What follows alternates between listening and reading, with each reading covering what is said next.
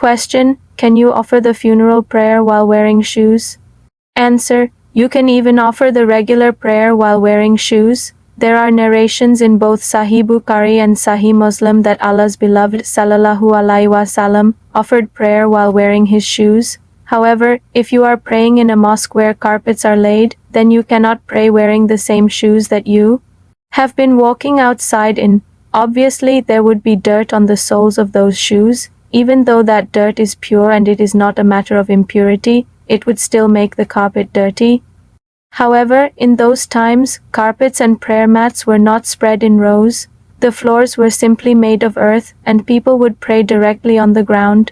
So praying while wearing shoes was completely valid, and obviously dust would also get on the forehead, so it did not make any difference. As for the funeral prayer, nowadays it is often offered in open grounds, especially in places where there are large gatherings. So people can offer the funeral prayer while wearing their shoes, and it is completely valid. In fact, this way, the sunnah is also followed. It is not necessary to take your shoes off. Some people take their shoes off and then stand on top of those same shoes. They feel satisfied that they have taken their shoes off and are now standing on them. But whether you stand on your shoes or you are wearing them on your feet, in both cases, if there is some impurity underneath the soles of the shoes, then your prayer is not valid, and if there is no impurity underneath the soles of the shoes, then your prayer is completely valid. By impurity, we mean actual filth, dirt and mud are pure. They remain pure unless you become certain that some impurity has mixed into them. You do not need to establish that something is pure with certainty. It is considered pure unless you become certain that it has become impure. If at a particular place some urine or any other kind of impurity has actually gotten onto the shoes, then that is a different matter. Otherwise, the shoes are considered pure. Even if some dirt has gotten onto your shoes while walking, the shoes continuously rub against the ground, so they keep getting cleaned. There is also a similar principle to tayammum involved here.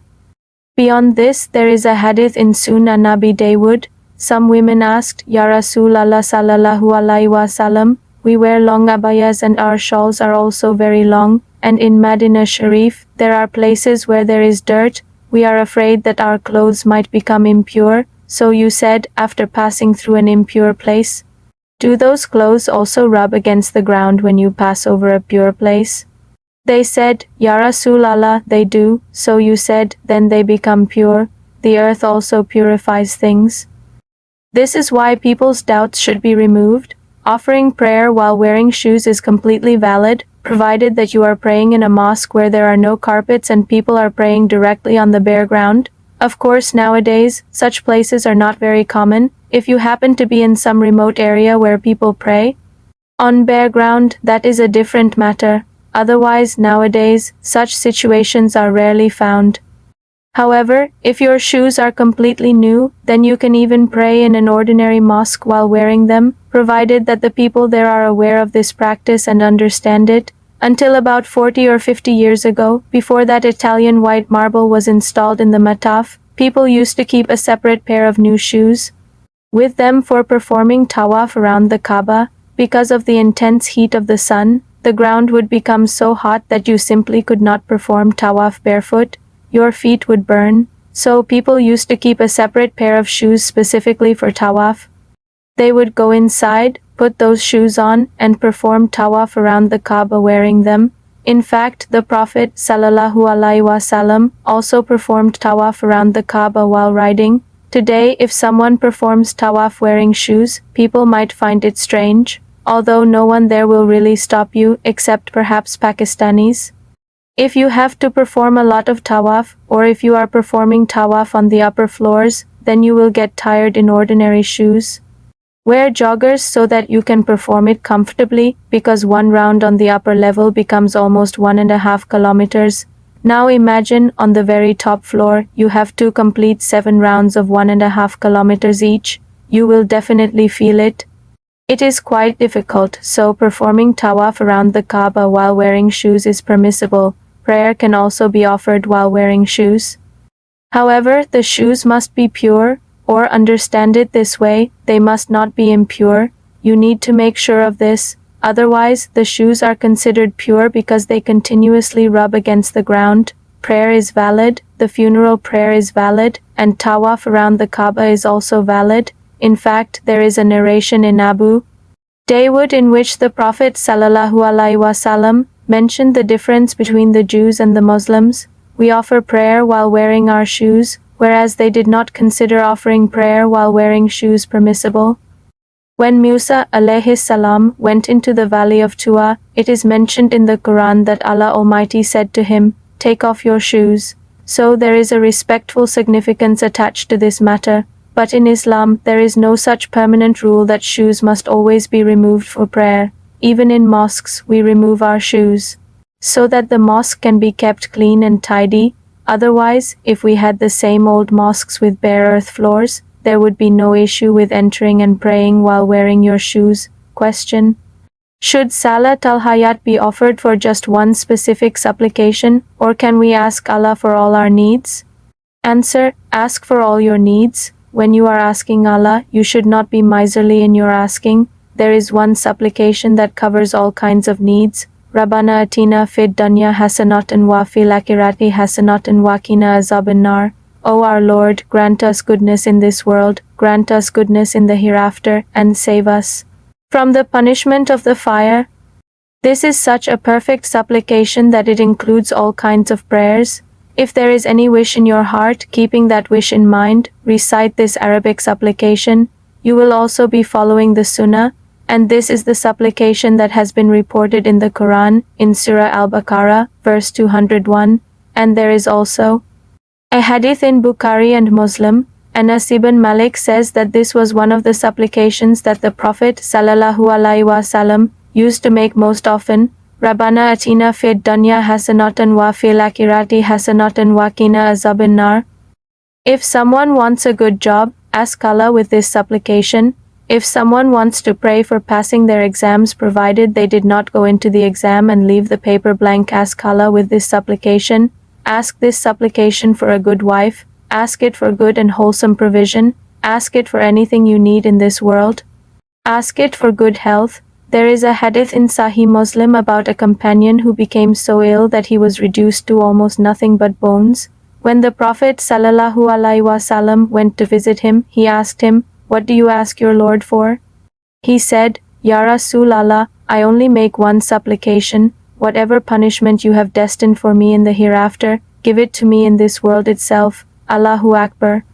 The Prophet said, "Subhanallah, Allah is pure. What kind of supplication are you making?" You should have said, Rabbana atina fid-dunya hasanatan wa fil-akhirati hasanatan wa qina azaban-nar. O our Lord, grant us goodness in this world, grant us goodness in the hereafter, and save us from the punishment of the fire. In other words, you should have asked Allah for goodness. He was thinking that he should suffer the difficulties in this world so that he would not have to suffer them in the hereafter. But our Prophet was telling him, neither in this world nor in the hereafter. There are also words to the effect, do you have the strength to bear Allah's punishment in this world? No one has that strength, so ask Allah for goodness. There is a hadith in Bukhari and Muslim in which the Prophet ﷺ said that Allah Almighty says, "I am as my servant thinks of me." Whatever a person expects from his Lord, he should have good expectations from him. That is why, when a person is close to death, he should have good expectations from his Lord. At that time, nothing that causes despair should be said in front of him, and a person should never have a pessimistic approach toward his Lord throughout his life. But at the time of death, he should be especially careful about this. He should remain God-oriented and continue asking his Lord. However, there is a protocol for making dua. Number 1. Before making dua, praise Allah and recite Durud Sharif. There is a hadith in Jami at-Tirmidhi. This is part of the protocol of dua.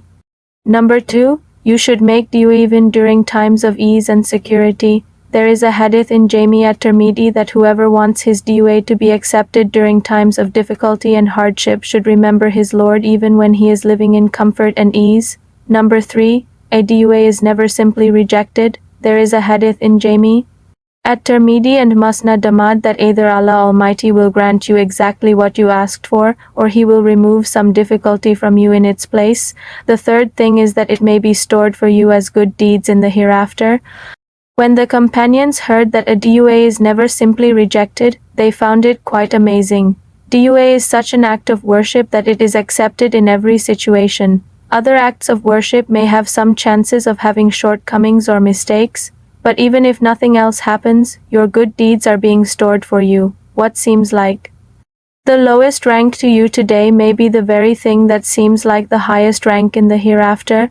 People will wish that none of their duas had been accepted in this world, so that they could receive all those good deeds today. So the companions said, Ya Rasulallah, if this is the case, then we will make a lot more duas, because dua is always accepted. So you said that Allah Almighty is also the one who accepts a great many duas. Allah Almighty will not say, He has asked for too much. Fine, I will accept this many and reject the rest. If dua is going to be accepted in every situation, then never make yourself independent of dua. Keep asking Allah at all times. The fourth thing is that there are certain places and situations where dua is especially accepted, so you should make an effort to take advantage of them. For example, there is a hadith in Sahih Muslim that a person is closest to his Lord while he is in sujud. So even after completing your 3 tasbihs in sujud, you can make dua. There is another hadith in Bukhari and Muslim that after you have completed the tashahhud, ask your Lord for whatever you wish. That is also an opportunity to make dua. Similarly, there is a hadith in Sahih Muslim that when the Prophet ﷺ was reciting the Quran, whenever verses about hellfire would come, he would make dua to Allah for protection from the punishment of hell. And when verses describing the blessings of paradise would come, he would ask Allah for paradise. So stopping during the recitation and making dua is also a sunnah of the Prophet ﷺ.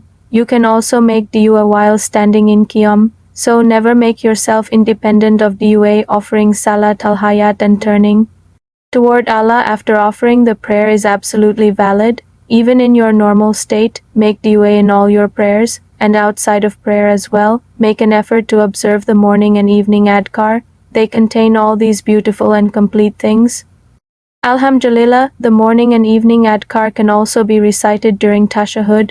It is not necessary that you must recite them separately. You can recite these adhkar during tashahhud while you are in prayer. However, making the tashahhud longer and making the prayer longer in this way applies only to voluntary prayers. A person who is leading the prayer in congregation is not allowed to make the prayer unnecessarily long. He should keep his prayer short. By short, we mean according to the sunnah. It does not mean that you perform a prayer so fast that it is as if you are reading at a speed of 120. You make one dua and immediately say salam. That is not what is meant. In voluntary prayers, you can recite as much Quran as you want and make as many duas as you want, so that you do not inconvenience or negatively affect the other people through the length of the prayer. Question: what was the day and date of the death of the Messenger of Allah ﷺ?